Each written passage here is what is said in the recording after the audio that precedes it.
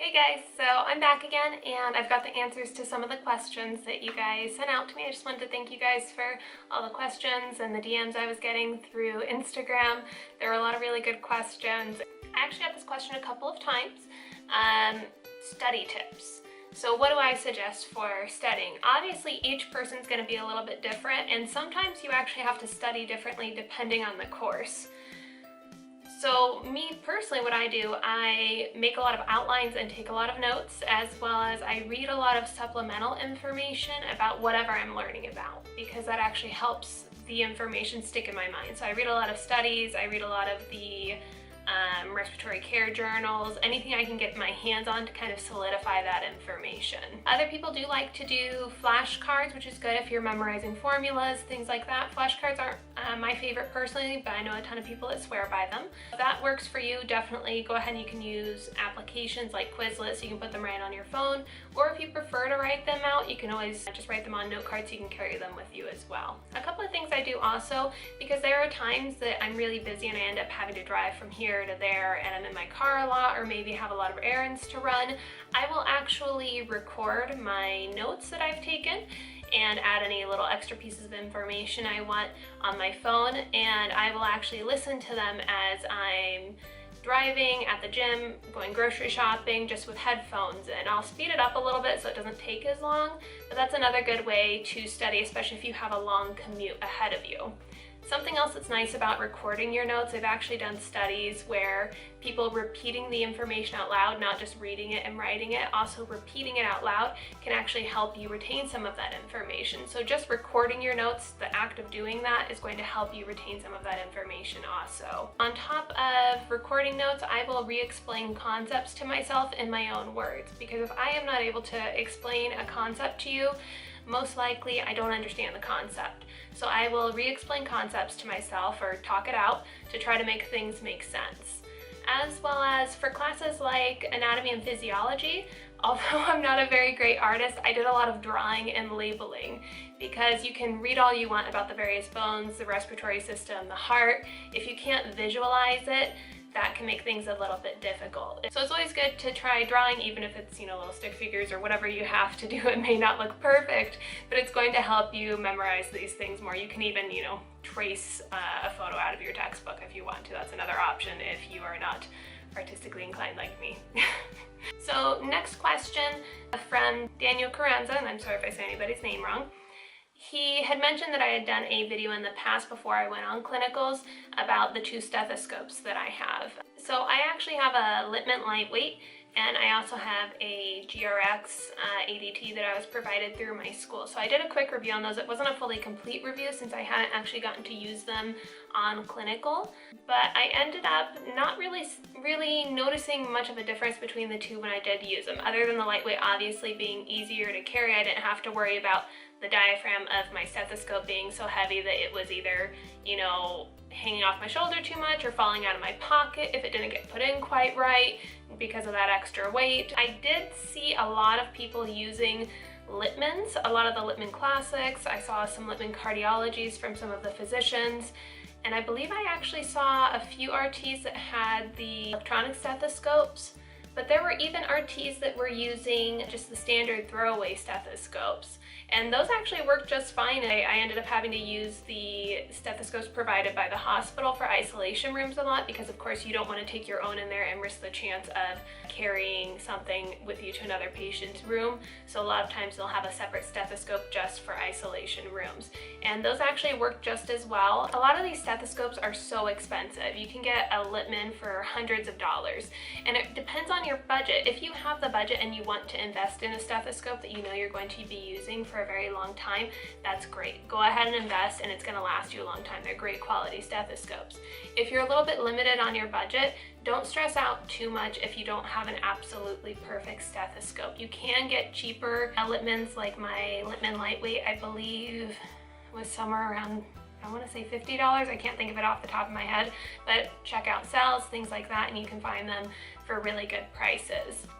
There was a wide variety of different professionals using different types of stethoscopes. Littmann was the most popular brand that I saw, but again, as I mentioned before, there were a lot of people using just the hospital stethoscope that was provided for the isolation rooms.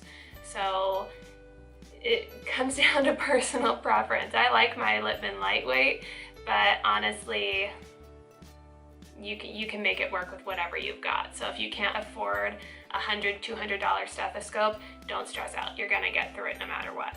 As long as you can hear through it, you're gonna be okay. Now this question I actually liked a lot. So how to have a social life while you're in the respiratory therapy program. This is a really tricky one because the program is so time consuming and stressful, and I know that Emily works as well. So it really comes down to prioritizing. What I'll generally do is I'll look at my schedule and I know when all my tests are, I know when everything's due. So I'll try to schedule something for a weekend where I don't have something due the following Monday, or if I get ahead on my studies or my assignments, I'll try to do something at those times. It can be difficult, but it is important to make sure you take at least an hour here or there to do something for yourself, something that you enjoy. On top of that, scheduling, you have to be strict to your schedule. If you know that you have a paper due and you want to go hang out with your friends or you want to go to an event of some sort, set a time limit, because you don't want to accidentally stay somewhere 5 hours when really you only have an hour or two of time.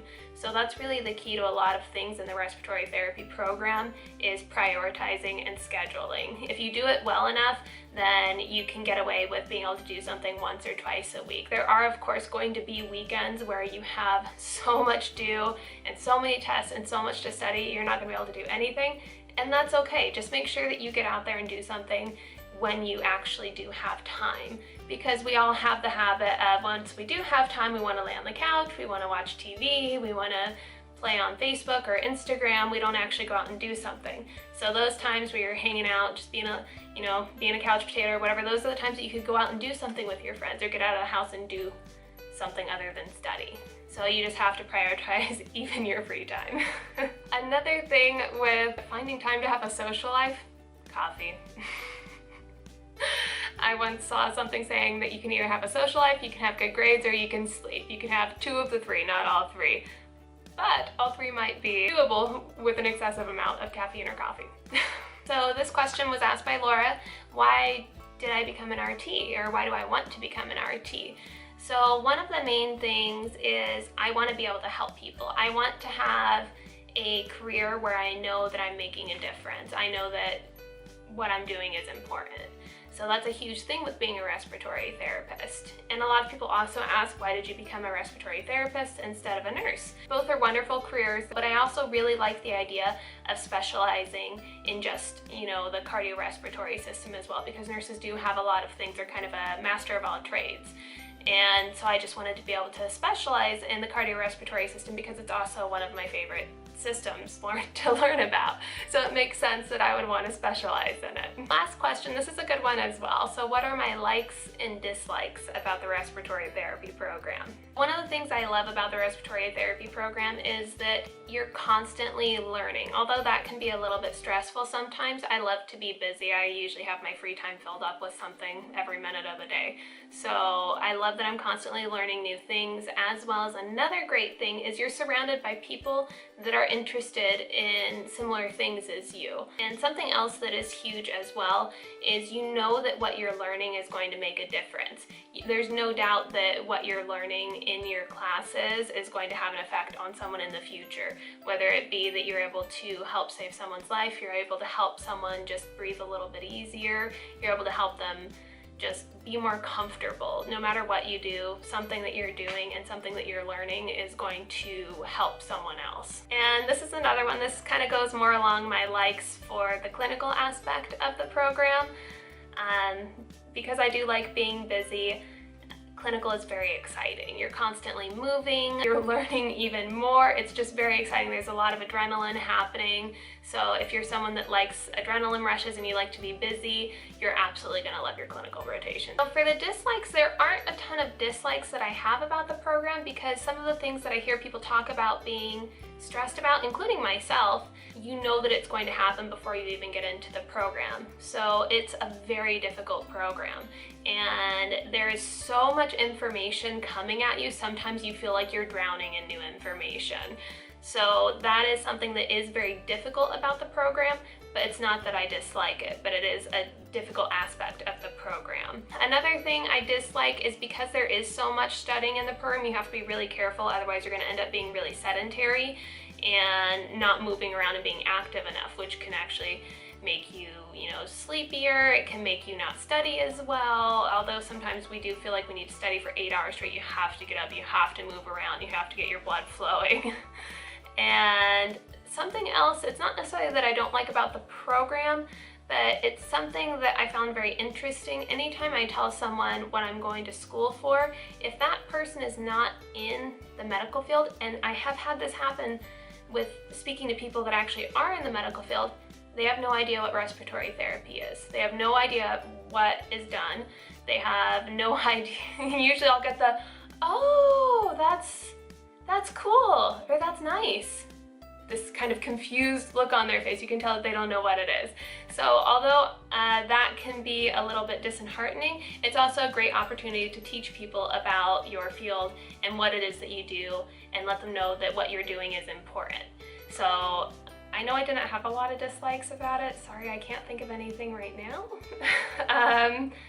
Let's see, the only other thing I can think is that on the clinical aspect, since I did a clinical aspect for my likes, I'll do one for my dislikes. Some days can be very sad if you lose a patient, or speaking with family members can be a bit sad, but then it also does balance out with the days that you have patients that have wonderful outcomes and you get to see them progressing and doing better, along with their family being excited because their loved one is healing. So it does balance out, but that is something to keep in mind. There are going to be very sad or frustrating days because of some of the life situations you'll run into. Hopefully I was able to answer your guys' questions. I wanted to thank you again for leaving them. If there's anything else you guys are curious about, feel free to leave a comment down below and I'll do my best to answer. Maybe make other videos in the future like this if you guys are interested. Alrighty, I guess I'll talk to you guys later. Bye.